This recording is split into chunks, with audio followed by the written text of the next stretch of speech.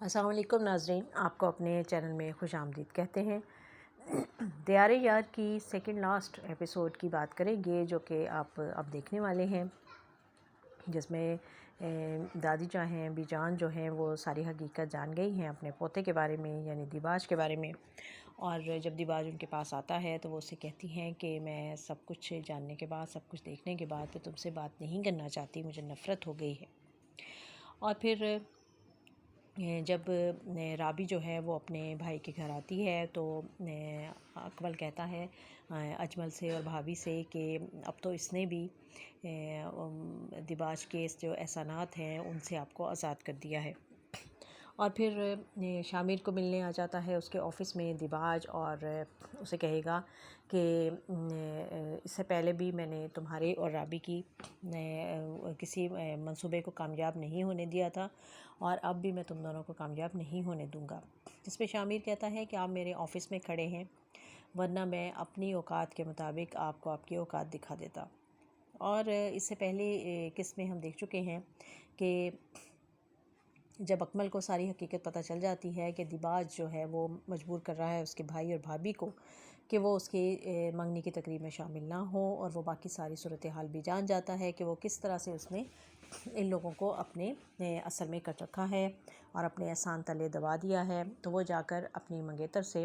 یہ بات ساری واضح کر دیتا ہے اور کہتا ہے کہ ہم ابھی منگنی جو ہے اس کو ڈیلے کر دیتے ہیں اور پھر بعد میں ہم نکاح کر لیں گے۔ اب اس ساری بات سن کے جو رابی ہے وہ بڑی پریشان ہوتی ہے جب وہ دیباج کے منہ سے یہ بات سنتی ہے کہ اکمل نے انکار کر دیا ہے اور وہ منگنی کے لیے نہیں آ رہا ہے، اور وہ پھر وہ اکمل کو بار بار کال کرتی ہے لیکن وہ اس کی کال اٹینڈ نہیں کرتا۔ اور ادھر گھر پر اجمل اور اس کی بیوی جو ہیں وہ پہلے تو اس بات پہ نادم ہیں کہ ہم اس کی شادی کی تقریب، منگنی کی تقریب میں نہیں جا رہے ہیں، اور پھر جب رابی کی انہیں کال آتی ہے تو وہ گھبرا جاتی ہے بھابھی کہ میں کیا اس سے بات کروں، کیا کہوں، تو اجمل اسے کہتا ہے کہ اسے بتا دو کہ ہم لوگ نہیں آ رہے ہیں منگنی پر۔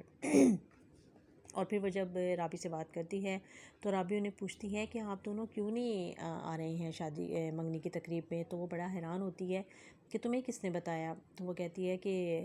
اکمل نے انکار کر دیا ہے، وہ منگنی نہیں کر رہا ہے۔ تو یہ سب جو ہیں اس بات پہ بڑا حیران ہوتے ہیں کہ یہ سب کیا ہو رہا ہے، اور اکمل جو کہ ساری صورتحال جان چکا ہے اور اس کو سب باتیں پتہ چل گئی ہیں، پھر وہ شامیر سے جا کر ملتا ہے اور اس سے ساری اسے حقیقت جب پتہ چلتی ہے کہ یہ سارا ڈرامہ جو تھا یہ دیباج کا رچایا ہوا تھا، اور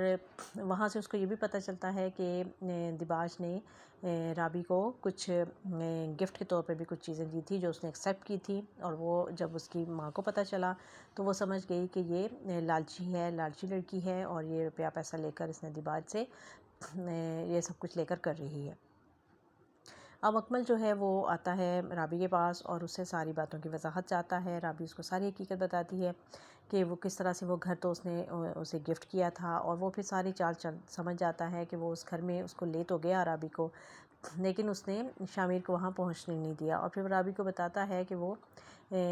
کس مجبوری کی وجہ سے وہاں نہیں پہنچ پایا تھا۔ اور پھر جب رابی یہ سب حقیقت جان جاتی ہے تو پھر وہ بھی شامر سے ملتی ہے جا کے، اور دونوں ایک دوسرے سے گلہ شکوے کرتے ہیں، اور پھر اس کے بعد وضاحتیں ہوتی ہیں، اور پھر دونوں ایک دوسرے سے وہی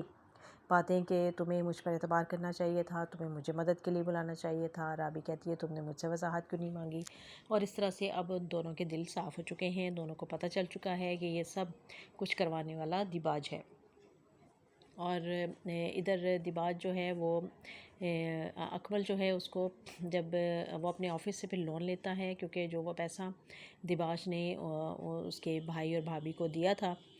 قرض کے طور پر، وہ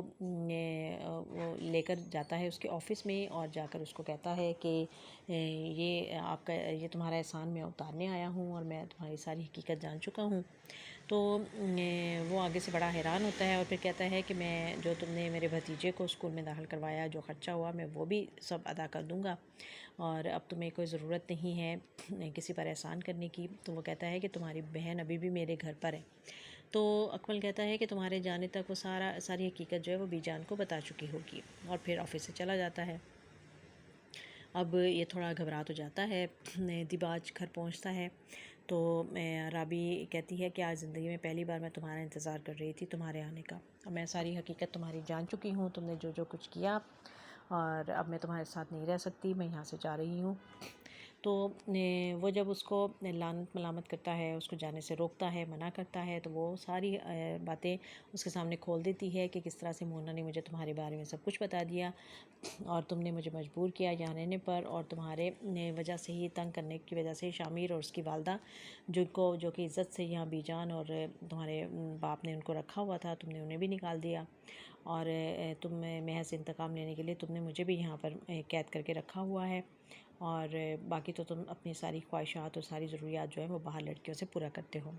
یہ سب باتیں میں بی جان جو ہیں وہ سن لیتی ہیں، اور پھر وہ اندر ان کے روم میں آ جاتی ہیں اور کہتی ہیں کہ تم میری طرف سے آزاد ہو، تم جا سکتی ہو، میں تمہیں اجازت دیتی ہوں رابی کہ تم یہاں سے چلی جاؤ۔ رابی چلی جاتی ہے اور وہ بھی اپنے کمرے میں چلی جاتی ہیں۔ اب دیباج جو ہے وہ ہکا بکا ہو جاتا ہے، اس کو کچھ سمجھ میں نہیں آتا کہ یہ کیا ہو گیا ہے، ساری حقیقت بی جان کے سامنے آ گئی ہے، جو کہ وہ سب کچھ بی جان کو تو وہ خوش کرنے کی کوشش کرتا رہتا تھا ہر وقت، اور چاہتا نہیں تھا کہ کوئی بھی بات اس کے سامنے آئے، اور ان کے سامنے اس نے اپنے اوپر ایک بہت ہی شرافت کا لبادہ اوڑھ رکھا تھا، اور ان کا بڑا وہ لاڈلا پوتا تھا، ان کی بڑی خواہشات تھی جو کہ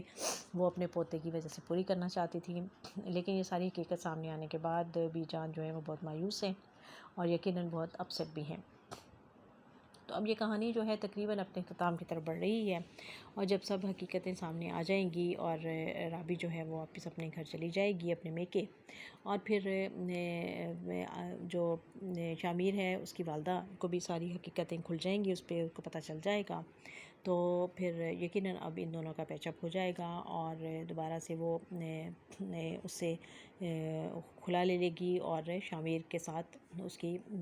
دوبارہ سے وہ شادی جو ہے اس کے گھر والے ہی اس کی رضامندی سے شادی کروا دیں گے، کیونکہ اب بھائی بھابھی نے بھی کافی سبق حاصل کر لیا ہے، اور ان کو پتہ چل چکا ہے کہ دیباج نے ان کے ساتھ جو کچھ کیا، اور یہ کہ شامیر ایک برا لڑکا نہیں تھا، بلکہ اب وہ اپنی محنت سے ایک بہت اونچے مقام پر پہنچ چکا ہے۔ تو دیکھتے رہیے، اب یہ بالکل آخری ایک دو قسطیں رہ گئی ہیں اس ڈرامے کی، خوبصورت ڈرامہ جس کا نام ہے دیار یار۔